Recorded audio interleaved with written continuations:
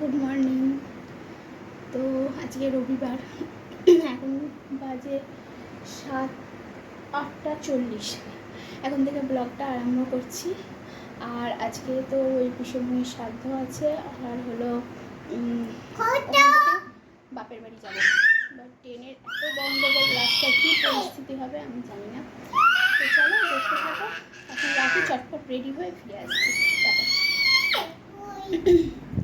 এই যে রেডি হয়ে গেছি, আর এই যে ছেলেকে ভেবেছিলাম পাঞ্জাবি টাঞ্জাবি পরাবো, কিন্তু যা গরম, ভালো লাগছে না।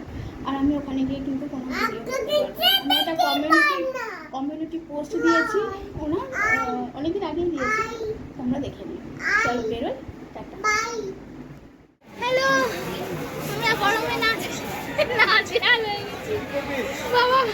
আমি তো চোখেও দেখতে পাচ্ছি না, চশমা খুলে নি, সব ঝাপসা হয়ে গেছে চশমা ঘোরাবো তো।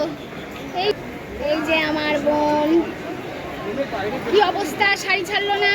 এই যে বোনের ছোট ছেলে, আর এই যে বড় ছেলে, সব জামা খুলে ফেলেছে। স্ট্রোক হয়ে মরে যাবো। আর আমি জামা কাপড় ছেড়ে নিচ্ছি। চলো আমার বাড়ি গিয়ে কথা হবে।